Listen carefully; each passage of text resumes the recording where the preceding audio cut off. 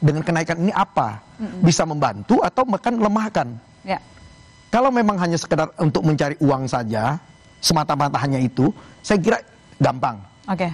Tetapi dampak dari kenaikan itu, yang Pak Justinus katakan beberapa hal yang memang dikecualikan, saya memaklumin. Tetapi baik petani siapapun, dia membeli produk-produk lain juga Pak, yang terkena PPN juga Pak.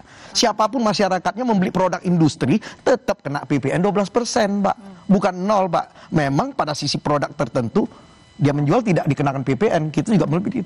Tetapi kan kita tidak bisa menghindari satu dengan lainnya, keterkaitannya. Pak Justinus mungkin bisa dijawab dulu ini sekaligus juga edukasi kepada masyarakat. Apa sih manfaatnya kepada rakyat kalau PPN dinaikkan 1%? Karena kan sudah dikaji. Kalau sudah dikaji kan artinya sudah ada hitung-hitungan. Nanti pendapatan negara bisa nambah, kemudian uangnya itu dimanfaatkan untuk apa saja gitu loh Pak. Baik, sekali lagi ini kembali ke 2021 ya, waktu kita melakukan pembahasan. Kita berpendapat PPN adalah pajak tidak langsung yang mencerminkan gotong royong yang lebih luas, secara administrasi juga lebih mudah dilaksanakan, dan bisa menjangkau lebih banyak para pembayar pajak. Jadi dari barang dan jasa yang dikonsumsi oleh masyarakat, ini lebih mudah untuk diadministrasikan sekaligus dipungut di lapangan. Kita tahu PPh ini adalah jenis pajak yang sungguh tidak mudah sampai sekarang. Kita juga masih kesulitan untuk bisa melakukan peningkatan penerimaan. Di samping itu kita juga tahu bahwa PPN itu juga punya skema fasilitas yang sudah baku, dan ini juga lebih mudah diterapkan di lapangan. Itu pertimbangannya. Maka waktu itu ketika naik 1%, kita tahu karena kondisi COVID, kalau pajak langsung seperti PPh justru membebani masyarakat waktu itu, karena gajinya turun, lalu labanya juga turun. Kalau pajaknya tinggi malah tidak bagus, maka waktu itu dikenakan PPN naik 1% sebagai bentuk gotong royong dengan fasilitas pembebasan atau tidak dipungut. Nah, saat ini kita juga menghitung dampak kenaikan PPN 1% di tahun 2022 itu sekitar 0,4% terhadap inflasi. Artinya fasilitas yang diberikan cukup efektif untuk menyangga agar beban masyarakat tidak bertambah terlalu tinggi. Di samping itu juga dilakukan penguatan perlindungan sosial. Tadi Pak Tum juga sudah sampaikan, ada PKH dan sebagainya. Tentu ini terus kita formulasikan, kita hitung.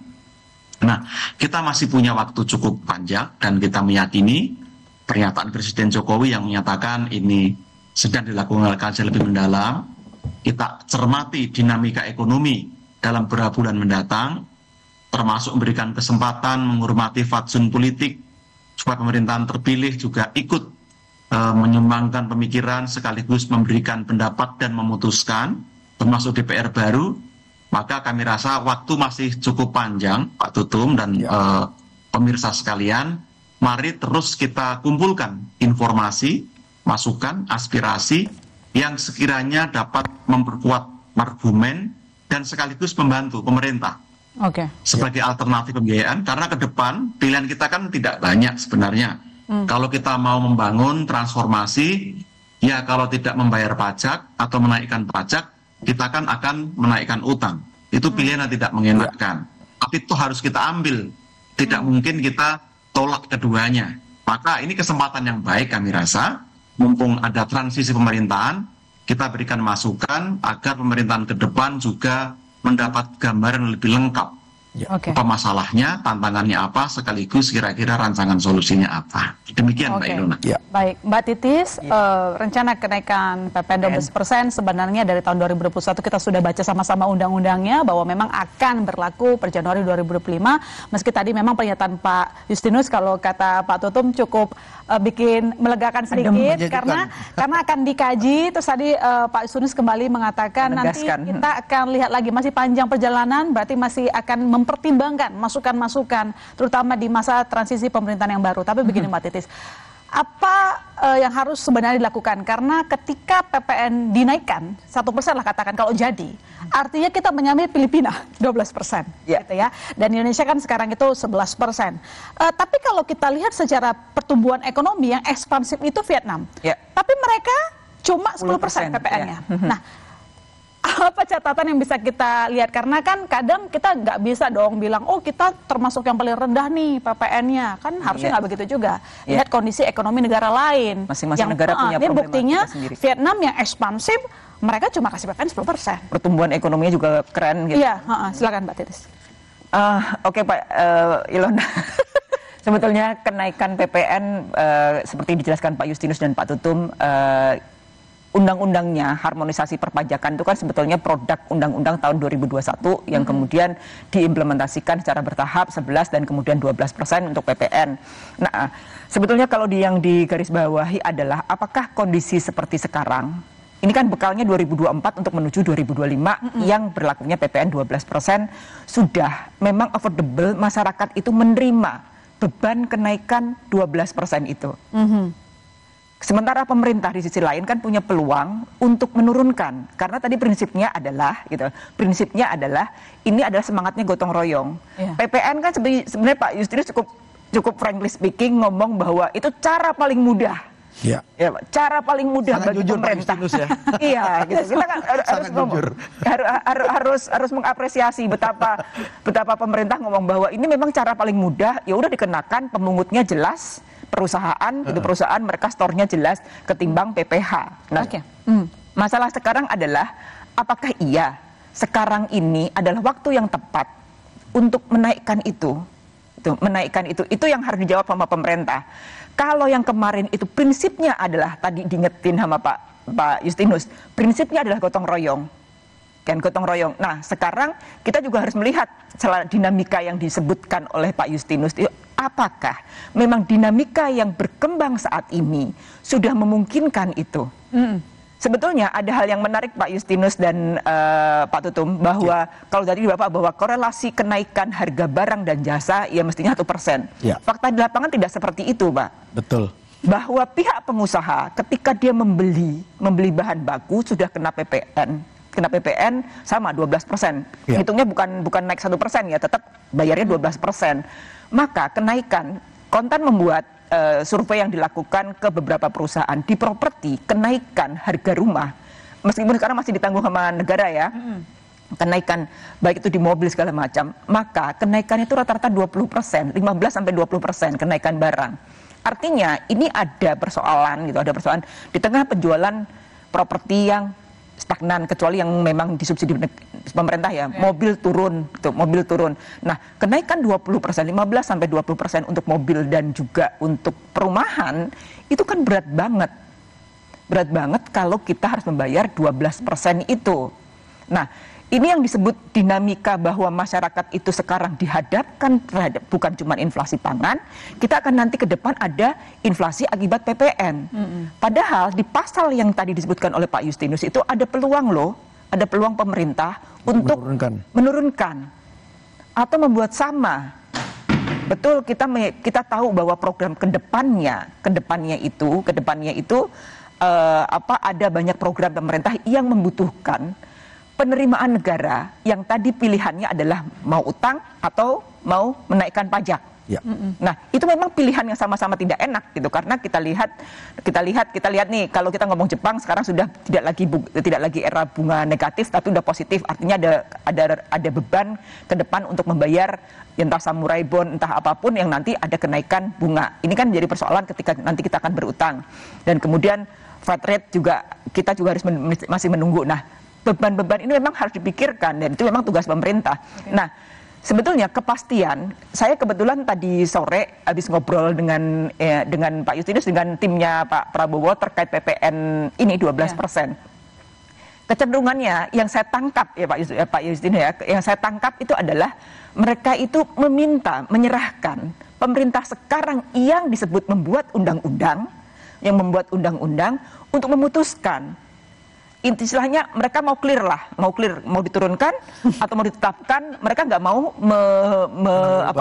mengubah itu karena mereka juga tahu persis. Nah, ini kan artinya pemerintah, baik itu Pak Prabowo yang sekarang itu ada di pemerintahan, ada Pak Erlangga yang juga partainya juga kemarin ini ya, itu memutuskan segera supaya kepastian itu enak kan sebetulnya Pak ya. Ketika perusahaan atau pengusaha, masyarakat mendapatkan kepastian bahwa pemerintah entah itu menunda atau ataupun membatalkan ataukah membuat instrumen baru itu, membuat instrumen baru di luar yang PPN ini kemudian menjadi ini. Toh tadi sudah diakui oleh Pak Yusri bahwa ini adalah cara paling mudah untuk mendapatkan penerimaan ketika zaman COVID itu.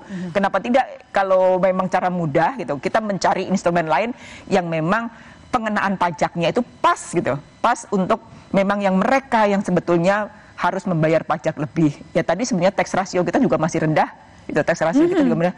Ada celah lain, sebetulnya ada celah lain yang bisa dimanfaatkan. Nah, kita tinggal cari caranya kan sebetulnya. Tidak cuma mudah untuk menaikkan, mudah untuk mendapatkan, istilahnya menggaruknya lebih mudah. Toh sudah 40% dari porsinya. Itu yang harus segera diputuskan. Memberikan kepastian akan lebih enak bagi hitung-hitungan bagi masyarakat maupun pengusaha ketika mereka mau berusaha atau membelanjakan dananya. Gitu. Ya, kita jadi kepo. Apakah memang penerapan PPN 12% ini mampu meningkatkan tax ratio sedemikian besar? Nanti akan dijawab oleh Pak Justinus. Tetap bersama kami, saudara, di Business Talk.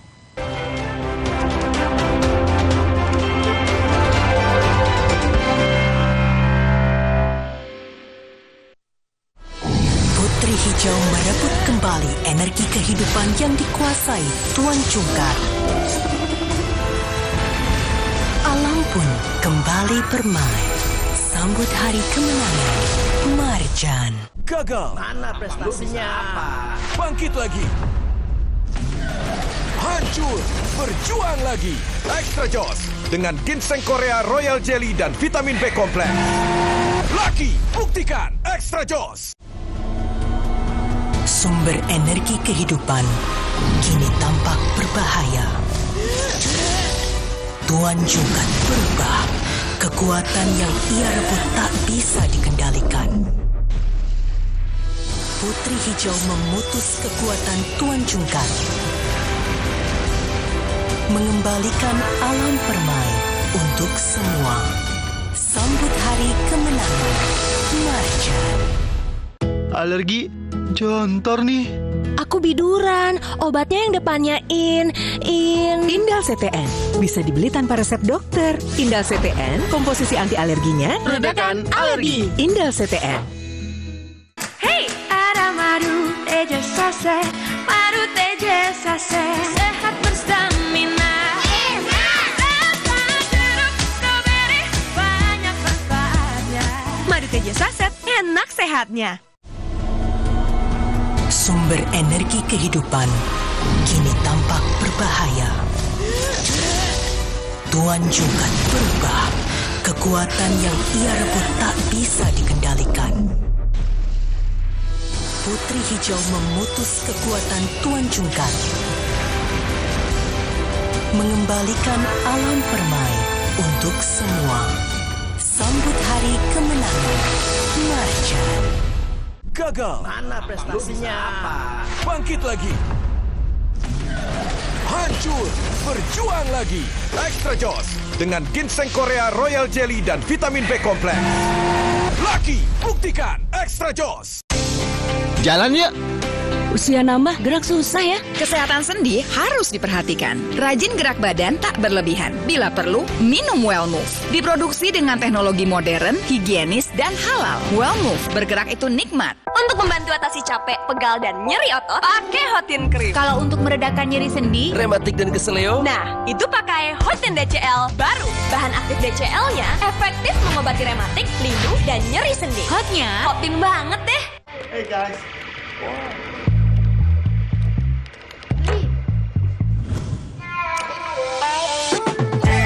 Lihat aku, putar celup jadi seru.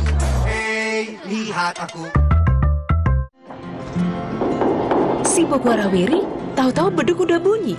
Aqua dulu. Datang dari 19 gunung terpilih, disaring lapisan bebatuan, kaya akan mineral alami. Aqua, 100% murni di bulan yang suci. Putri Hijau merebut kembali energi kehidupan yang dikuasai Tuan Cungkar. Alam pun kembali bermain. Sambut hari kemenangan Marjan. Gagal. Mana prestasinya? Bangkit lagi. Hancur. Berjuang lagi. Extra Joss dengan ginseng Korea Royal Jelly dan vitamin B kompleks. Laki, buktikan Extra Jos. Selamat datang, silakan. Emangnya ada waktu buat sakit kepala? Panadol Extra, cepat redakan sakit kepala dan nyeri yang mengganggu. Panadol Extra, cepat redakan sakit kepala, dapat diminum sebelum makan. Sumber energi kehidupan kini tampak berbahaya. Tuan Jungkat berubah. Kekuatan yang ia rebut tak bisa dikendalikan. Putri Hijau memutus kekuatan Tuan Jungkat, mengembalikan alam permai untuk semua. Sambut hari kemenangan Marjan.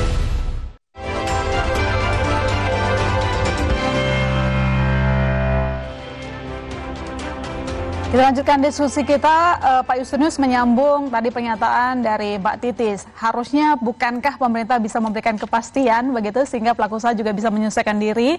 Terus kita sebagai masyarakat juga ancang-ancang mungkin soal manajemen keuangan ya jadinya ya. Kalau misalnya harga-harga naik kita bisa bikin profiling keuangan yang lebih proporsional begitu. Apakah memang benar bahwa nantinya soal rencana kenaikan PPN ini jelas murni diputuskan oleh pemerintahan yang baru?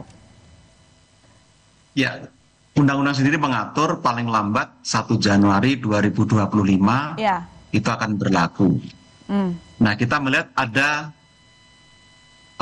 waktu antara tanggal 20 Oktober, itu kan pemerintahan baru yang resmi, sampai dengan 1 Januari 2025. Lalu kita juga tahu faktanya memang presiden terpilih adalah bagian dari pemerintahan sekarang dan juga jelas disampaikan sebagai keberlanjutan. Maka yang jelas seperti Pak Menko Erlangga dan Bu Sri Mulyani telah sampaikan, sesuai fatsun politik pemerintahan saat ini tidak ingin secara sepihak memutuskan. Apalagi kalau kita kembali ke undang-undang bahwa peraturan pemerintah yang dimaksud itu dibahas dalam pembahasan APBN. Kita tahu APBN itu kan nanti akan dimulai dengan penyampaian nota keuangan pada 16 Agustus 2024. Dan setelah itu akan dibahas bersama DPR untuk disetujui menjadi undang-undang. Jadi masih cukup waktu bagi pemerintah untuk terus mempertajam, mendalami, sekaligus berkomunikasi dengan pemerintahan baru yang terpilih. Dan nanti pada waktu yang tepat tentu sesuai dengan dinamika ekonomi yang juga terus bergerak. Karena harapannya Mbak Ilona, dulu ketika diputuskan tahun 2021, ini bukan soal PPN paling mudah. Tetapi waktu itu justru tadi PPN itu paling mudah diukur, reasonable. Karena apa? Memberi pastinya jelas, barang jasa apa yang dikecualikan. Yang tidak dikenai itu juga lebih jelas, lebih mudah. Maka administrasinya juga diharapkan lebih mudah dibanding pajak penghasilan. Tapi waktu itu kita ingat, tarif pajak penghasilan untuk kelompok super kaya itu naik dari 30% ke 35%. Itu kan juga upaya pemerintah tidak tinggal diam, tapi juga ingin menyasar kelompok yang lebih mampu agar membayar pajak lebih tinggi. Itu kira-kira background dari perumusan pada waktu itu. Oke. Pak Tutum, kalau kita dengar jawaban ini kan, sorry banget nih, pemerintah belum bisa memberikan kepastian begitu. Tetapi dari masa diskusi mungkin ini juga harus diketahui oleh pemerintah baru begitu, kata Pak Justinus. Ekspektasinya pengusaha apa? Sekali lagi saya tetap mengharapkan, tetap mengharapkan dari Pak Justinus juga Pak. Karena Pak Justinus saat ini kan yang sangat memahami lah, saya kira untuk bagaimana hitung-hitungan ini dengan kondisi saat ini, apa yang ingin dicapai dengan kondisi saat yang saya kira beban masyarakat yang masih daya belinya sangat lemah ya. Harapan kami pastinya masukan-masukan apapun, pemerintah yang ke depan pun mereka juga harus melihat apakah kalau ini ditetapkan, berbagai instrumen-instrumen ini kalau dilihat dari satu bukan hanya masalah beban daya beli masyarakat, tetapi saya hanya menitipkan juga Pak, akhir-akhir ini sangat heboh masyarakat kita sangat digemar membeli produk-produk dari luar Pak, Just Tip segala ini. Saing ya. Ini ada saling keterkaitan Pak. Bahwa kita punya barang-barang dalam negeri yang memang ada dari import juga sangat tinggi saat ini, Pak. Pasti kan dikenakan PPN 12%. Sehingga orang selalu kalau keluar negeri titip, beli. Nah, ini salah satu ada keterkaitannya. Belum lagi kami melihat Pak Justinus, ini mungkin Pak Justinus bisa sampaikan ke kolega-kolega yang lain juga. Nah, kalau ada rapat, Pak, oke lah pajak kalau mau tetap 12%, Pak. Ada juga instrumen-instrumen yang tolong kami harus dibantu beban ekonomi biaya tinggi. Karena beban ekonomi biaya tinggi itu yang ditanggung oleh pengusaha pasti akan didistribusikan ke masyarakat konsumen.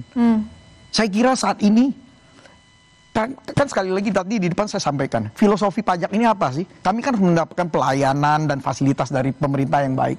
Apakah ini udah baik-bagus semua? Sana sini masih biayanya sangat tinggi. Jadi saya kira kalau kita mau bandingkan dengan negara-negara lain, PPh-nya juga sangat tinggi. Yang dibebankan kepada masyarakat. Tapi mereka mendapatkan apa adanya yang dijanjikan pemerintahnya gitu.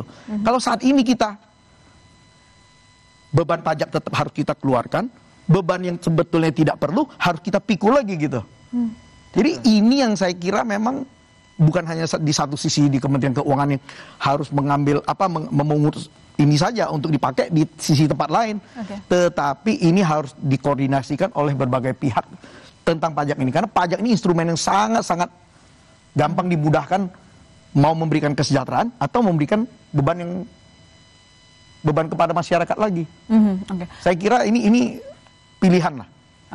Pak Justinus mungkin bisa dijawab sejumlah ekspektasi dari pelaku usaha, kemudian mungkin bisa dijawab juga terkait dengan apakah menaikkan PPN bisa jadi salah satu solusi menaikkan rasio pajak yang rendah gitu.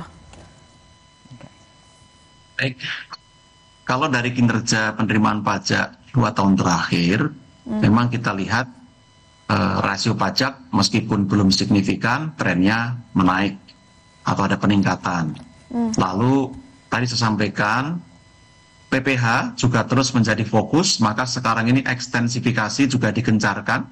Dan saat ini Ditjen Pajak mengembangkan Cortex System yang diharapkan akan jadi game changer bagi sistem perpajakan di masa mendatang.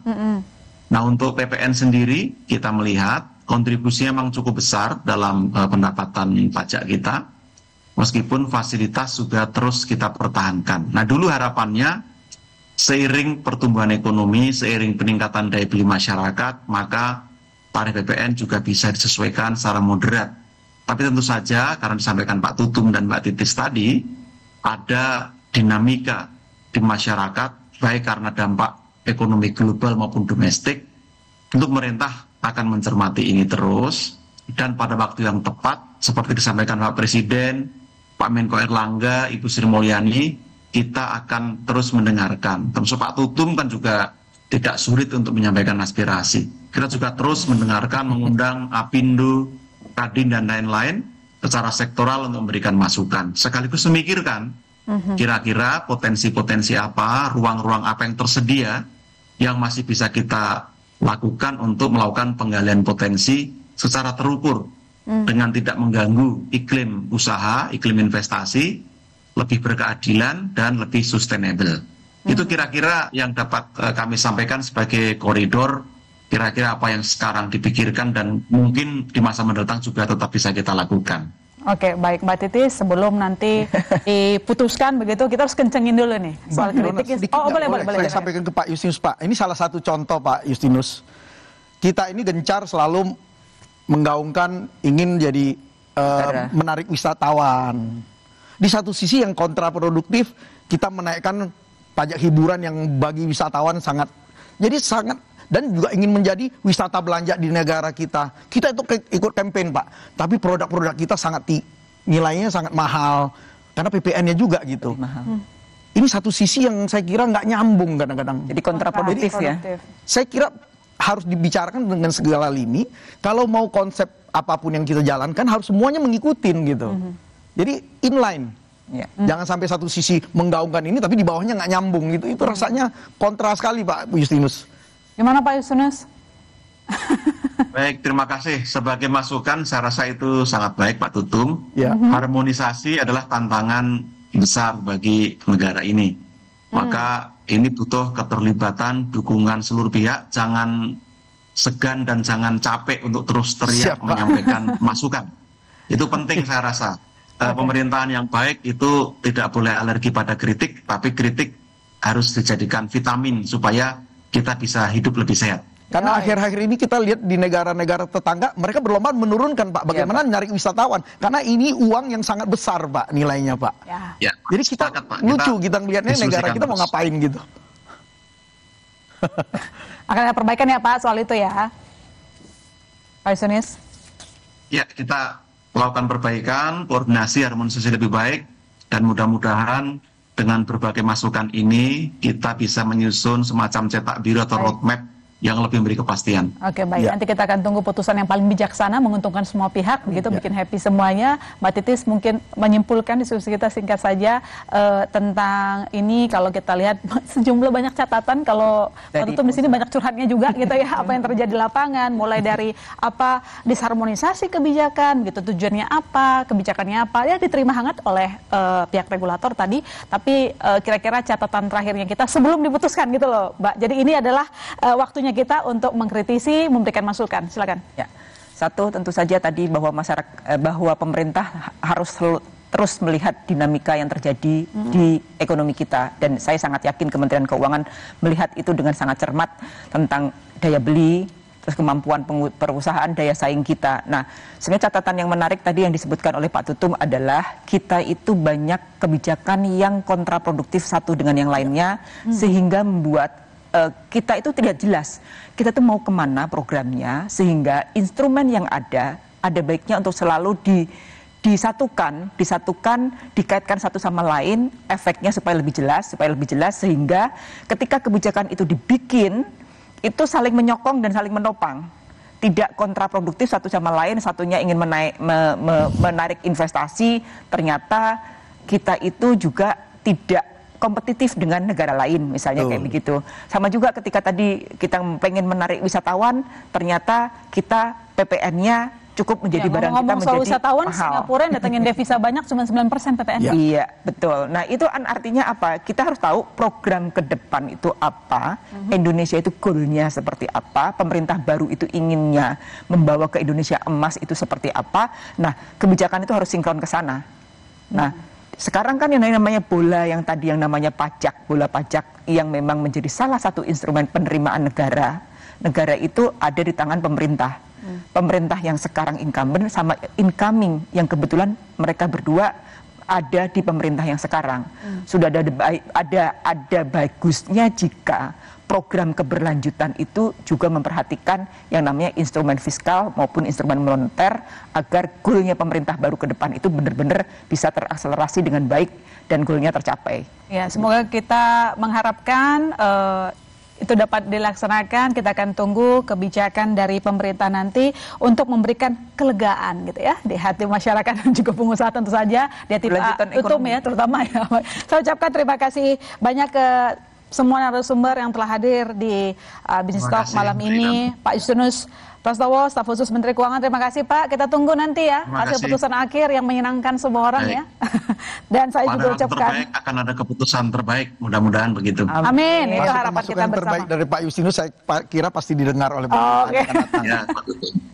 Oke, saya juga ucapkan terima kasih banyak kepada Pak Tutum Rahanta, Ketua Dewan Penasihat Himpunan Peritel dan Penyewa Pusat Perbelanjaan Indonesia HIPindo. Terima kasih banyak telah berbagi bersama kami, Pak. Nanti kita akan follow up lagi hasilnya dan kita akan diskusikan lagi, dan tentu saja Mbak Titis Nurdiana, wartawan Senior Konten yang telah memberikan pandangan redaksional. Dan saudara, jangan kemana-mana, kami masih akan segera kembali.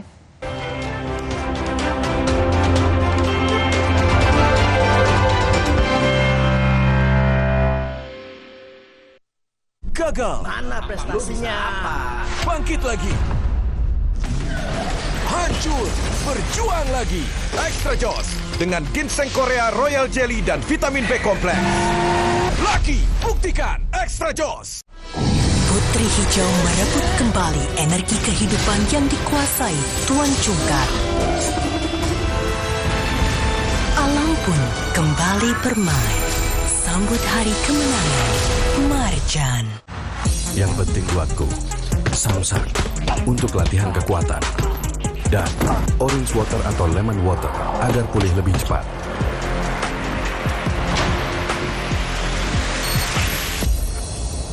Hey guys.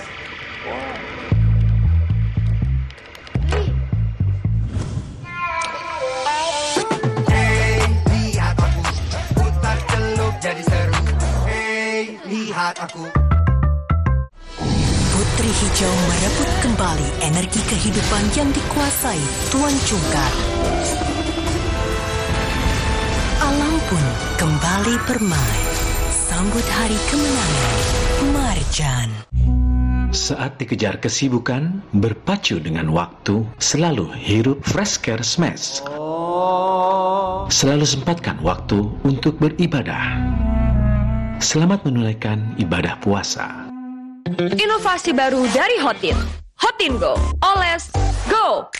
Roll on, go. Pijat, go. Nggak sentuh langsung, nggak bikin tangan panas. Hotin Go. Hotnya in, langsung go. Gagal. Mana prestasinya? Bangkit lagi. Hancur. Berjuang lagi. Extra Joss dengan ginseng Korea Royal Jelly dan vitamin B kompleks. Lucky, buktikan Extra Joss. Hey guys.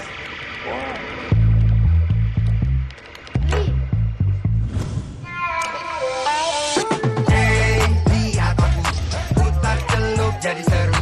Hey, lihat aku. Si Bogwarawiri, tahu-tahu beduk udah bunyi. Aqua dulu. Datang dari 19 gunung terpilih, disaring lapisan bebatuan, kaya akan mineral alami. Aqua, 100% murni di bulan yang suci. Putri Hijau merebut kembali energi kehidupan yang dikuasai Tuan Cungkar. Alam pun kembali bermain. Sambut hari kemenangan Marjan. Hey guys.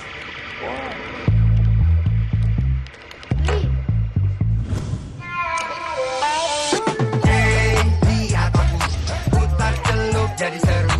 Hey, lihat aku. Sumber energi kehidupan kini tampak berbahaya. Tuan Cungkar berubah. Kekuatan yang ia rebut tak bisa dikendalikan. Putri Hijau memutus kekuatan Tuan Cungkar. Mengembalikan alam permai untuk semua. Sambut hari kemenangan Marjan.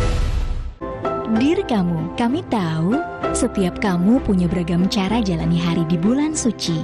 Ada kamu yang sukanya ngabuburit bareng keluarga, atau kamu yang selalu ingin melalui setiap waktu dengan lebih seru.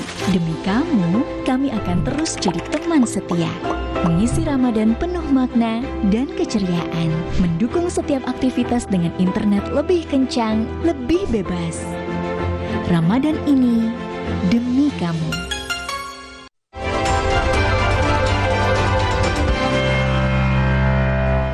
Ya, saudara, pemerintah berjanji akan terus mengkaji rencana kenaikan PPN menjadi 12% dengan mendengarkan masukan dari sejumlah pihak dan melihat kondisi perekonomian. Kita akan tunggu keputusan tentang PPN yang baik untuk semua. Dengan demikian, saya masih Targan undur diri. Sampai jumpa Selasa depan di Business Talk.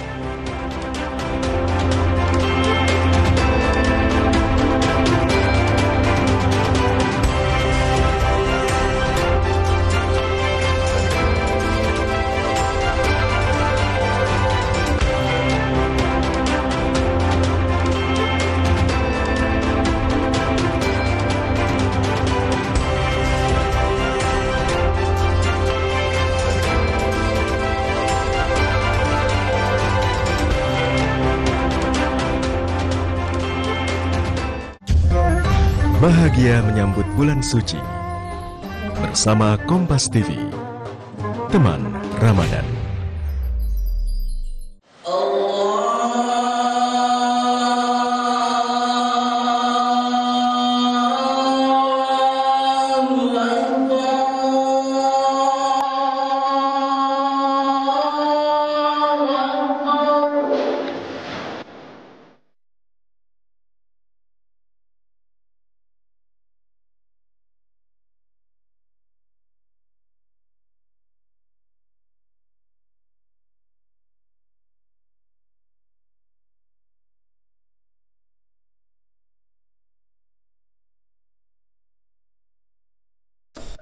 Ayo, silakan. Saya bantu nggak apa-apa? Iya, ya nggak apa-apa.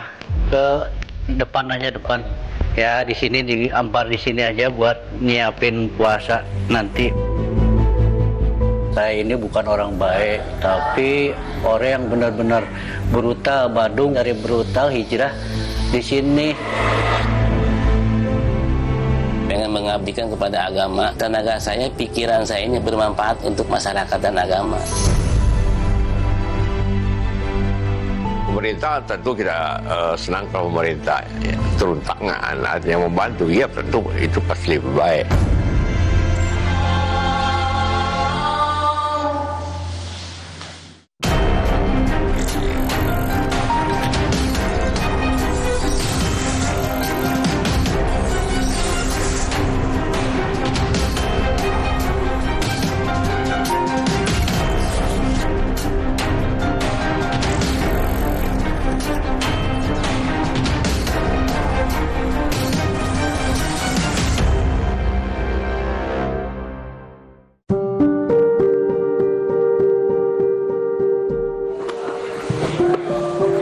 Meski jauh dari kata sejahtera, marbot tetap menghambakan diri semata-mata demi kemuliaan Allah Subhanahu wa Ta'ala.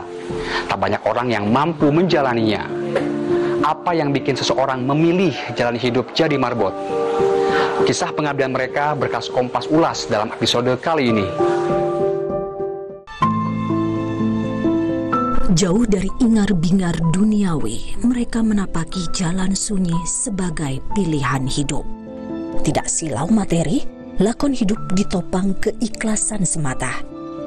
Mereka penolong umat muslim yang menunaikan ibadah di masjid atau musola. Ini kisah marbot, orang-orang yang mengabdi jadi pelayan umat.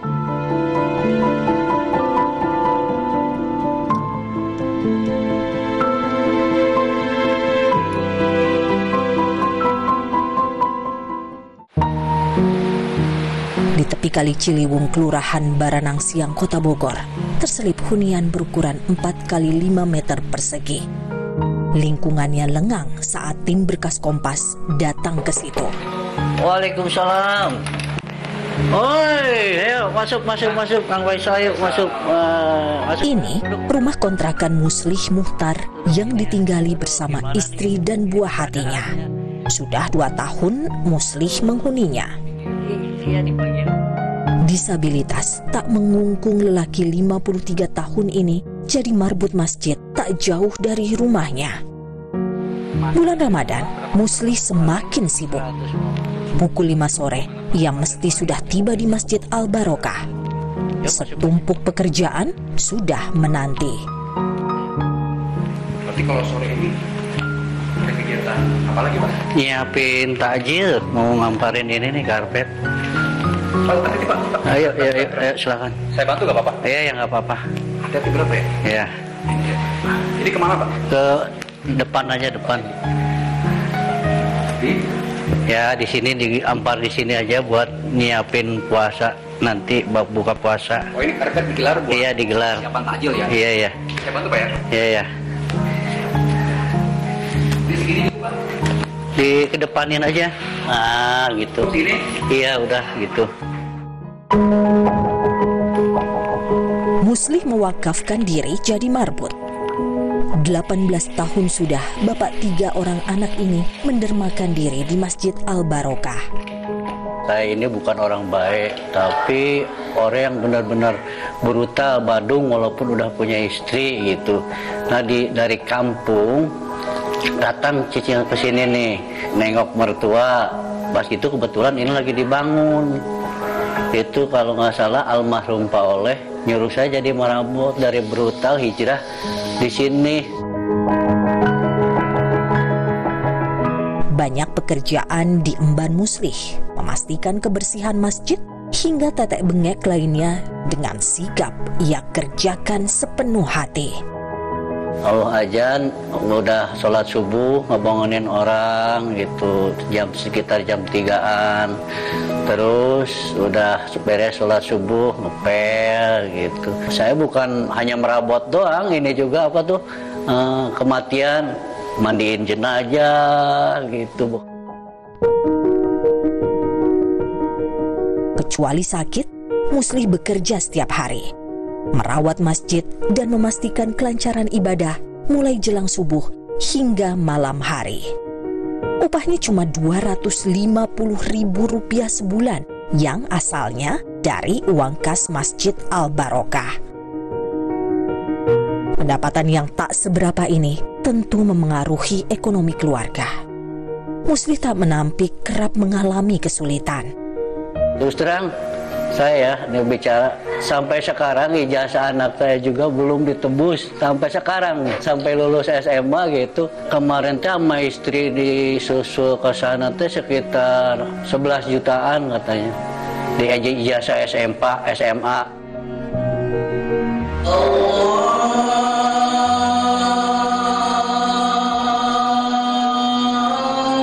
Peluang profesi lain dengan upah lebih besar sebenarnya bisa saja dipilih Muslih. Lalu, apa yang bikin Muslih memilih jadi marbut?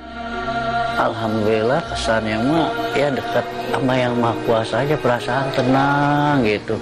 Kalau ada kepusing, wudhu lagi kan, sholat, juga ngaji Al-Quran. Jadi hati itu nggak ada, walaupun nggak punya uang speser pun di kantong, tapi perasaan hati itu bebas gitu.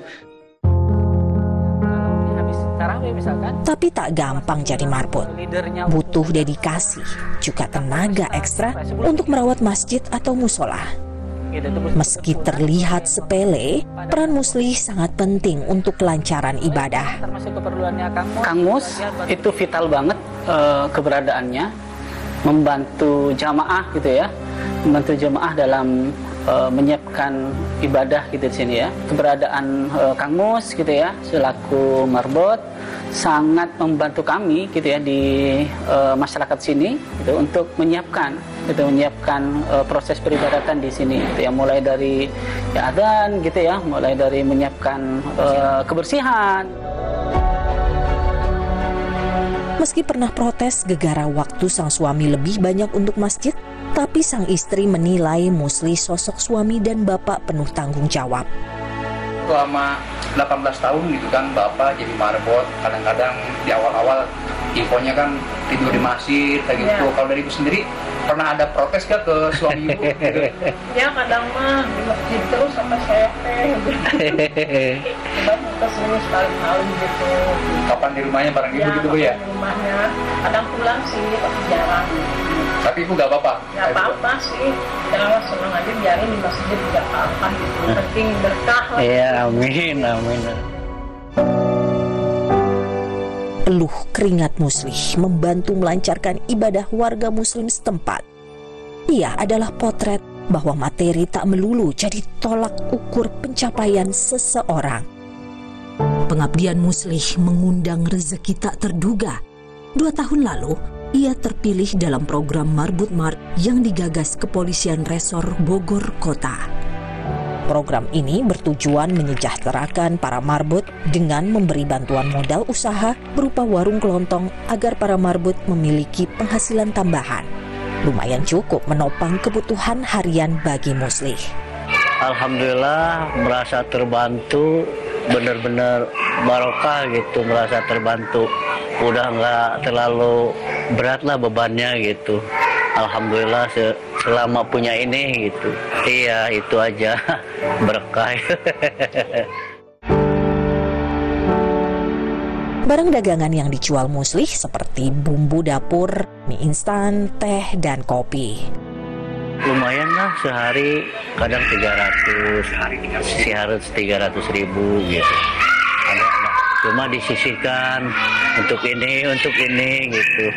Kalau misalnya dapat 300, 30 diambil gitu. Yang separohnya disimpan. Lebih dari 3 dekade mewakafkan diri jadi pelayan umat dilakukan Muksin. Dia ujung tombak penjaga kebersihan dan keamanan Masjid Jami Kalipasir di kota Tangerang.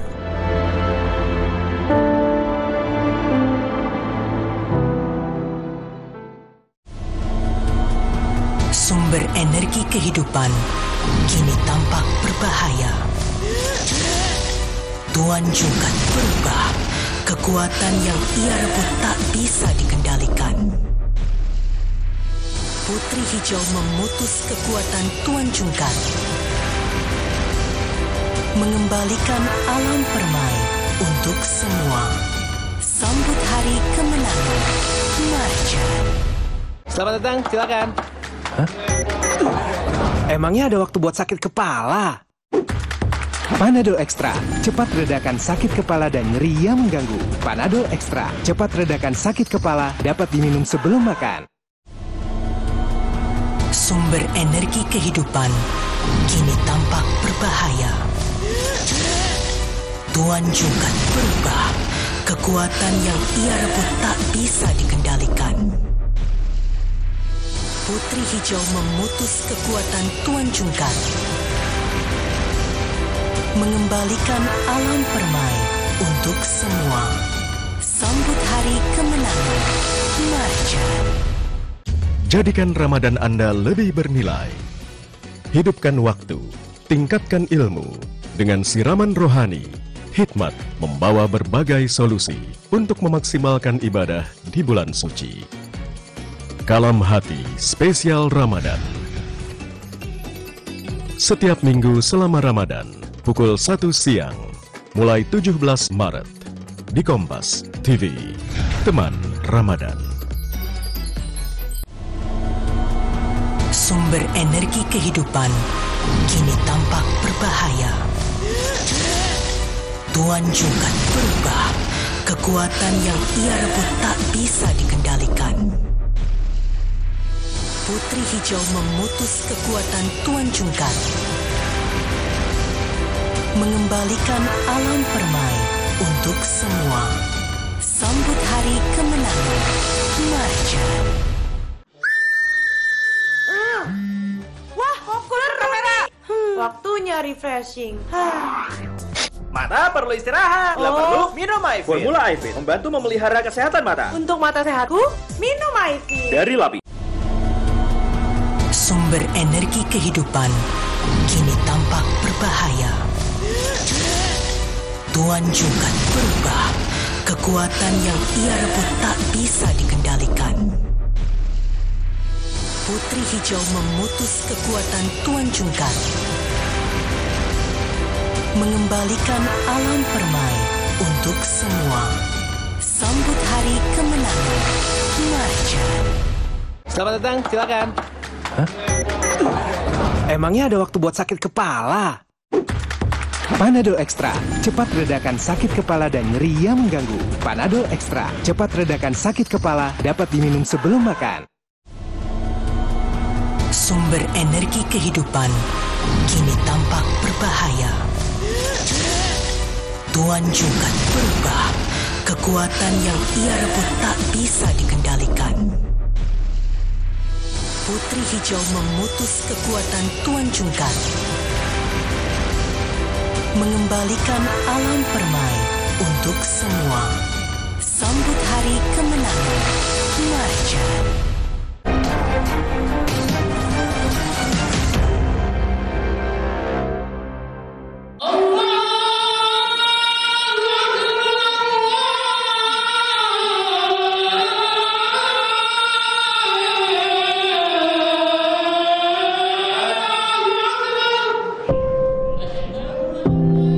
Sore itu, lantunan suara azan berkumandang. Lengkingan suara muazin berasal dari Muksin, marbut di Masjid Jami Kalipasir, Kota Tangerang.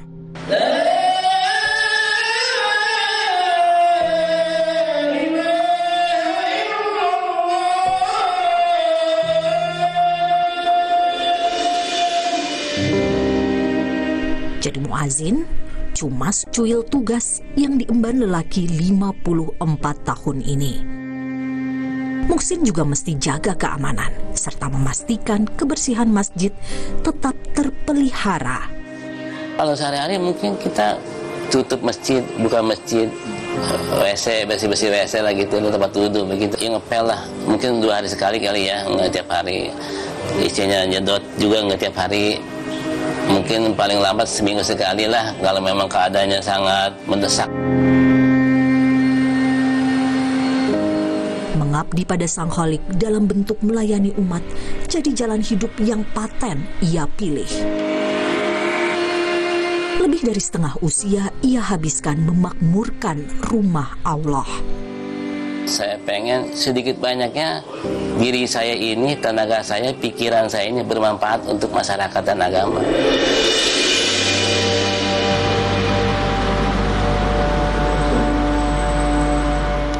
Bapak satu anak ini mafhum betul, upah marbut tak akrab dengan kata sejahtera. Tapi kepercayaan masyarakat padanya jadi anugerah tersendiri.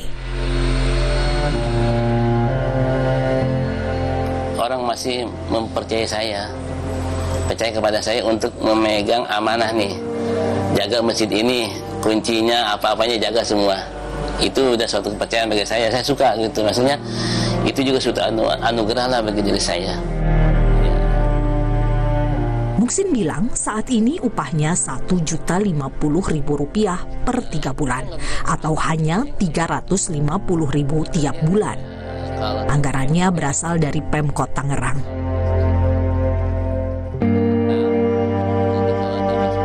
Secara nominal ya jauh kemana-mana. Cuman saya berprinsip gini, kalau kita mengejar target nominal mungkin tidak ada puas-puasnya. Hitungannya ya udahlah, alhamdulillah aja lah. Yang penting anak saya bisa sekolah, bisa jajan, bisa makan, udah kita aja. Udah alhamdulillah.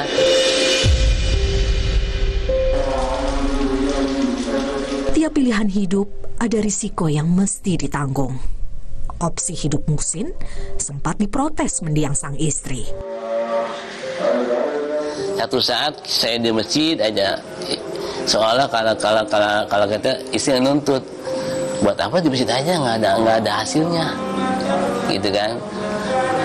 Kata ini nih, kata istri, ya wajar kan, tuntutan seorang istri itu begitu wajar bagi diri saya. Cuman bagi saya tuh bagaimana, emang itu tugas saya. Tapi kan rezeki kan di mana aja datangnya, begitu. Kan selama ini kan kita masih bisa makan, masih bisa ngebayarin anak sekolah kan, alhamdulillah kan begitu. Kalau bahasa kita rezeki itu min haitsu la yahtasib.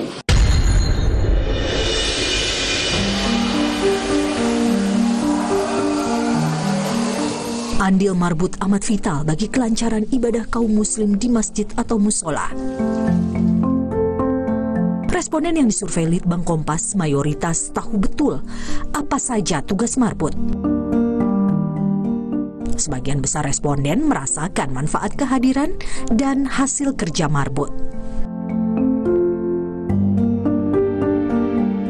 Sosiolog Universitas Negeri Jakarta bilang ada 2 tingkatan marbut dilihat dari perannya, yakni kerah biru yang sekedar mengandalkan fisik. Peran mereka adalah membersihkan dan merawat masjid serta muazin. Sementara marbut kerah putih punya peran lebih tinggi, yakni menjadi imam sholat dan khotib cadangan. Tapi mau di level apapun, marbut mendapat kepercayaan dari jamaah masjid dan masyarakat sehingga mendatangkan manfaat sosial. Kapital simbolik itu reputasi yang baik di mata jamaah masjid itu, sehingga dia dikasih pekerjaan-pekerjaan dan dikasih kompensasi di atas harga pasar. Ini untuk jamaah masjidnya. Jadi kalau harga pasar misalnya benerin genteng bocor 75.000, dia ngasih 100.000. Kalau di luar dipijit itu 65.000 1 jam, kalau dia dikasih 100.000.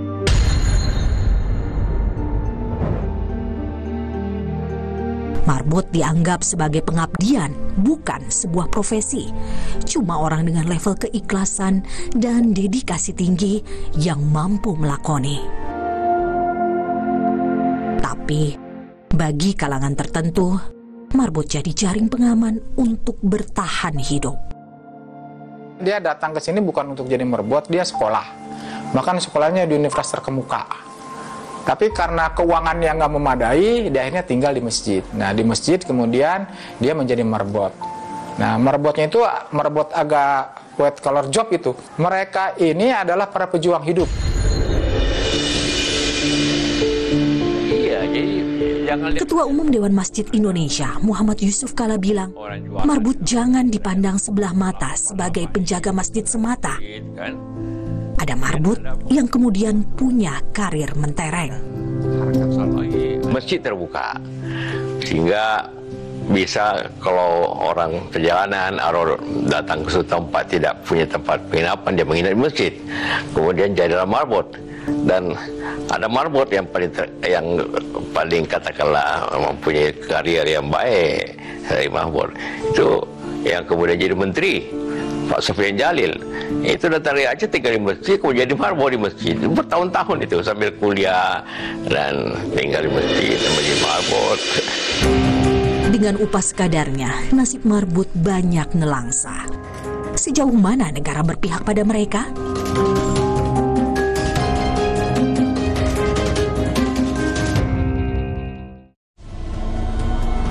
Sumber energi kehidupan kini tampak berbahaya. Tuan Jungkat berubah. Kekuatan yang ia rebut tak bisa dikendalikan. Putri Hijau memutus kekuatan Tuan Jungkat, mengembalikan alam permai untuk semua. Sambut hari kemenangan Marjan. Selamat datang, silakan. Hah? Emangnya ada waktu buat sakit kepala? Panadol Extra, cepat redakan sakit kepala dan nyeri yang mengganggu. Panadol Extra, cepat redakan sakit kepala, dapat diminum sebelum makan. Sumber energi kehidupan kini tampak berbahaya. Tuan Jungkat berubah. Kekuatan yang ia rebut tak bisa dikendalikan. Putri Hijau memutus kekuatan Tuan Jungkat, mengembalikan alam permai untuk semua. Sambut hari kemenangan Marjan. Saatnya tidur. Waduh, sulit tidur nih. Sulit tidur? Minum Fulas 1 tablet menjelang tidur. Fulas mengandung formula dari bahan alam juga halal. Fulas membantu meringankan gangguan sulit tidur. Sumber energi kehidupan kini tampak berbahaya. Tuan Jungkat berubah. Kekuatan yang ia rebut tak bisa dikendalikan. Putri Hijau memutus kekuatan Tuan Jungkat, mengembalikan alam permai untuk semua. Sambut hari kemenangan Marjan. Jakslot Ramadan hadir lagi 23 sampai 31 Maret di Gresik, Cikarang, Cikupa, dan Surabaya. 23 Maret sampai 7 April di Tasikmalaya, Depok, Lampung, dan Cirebon.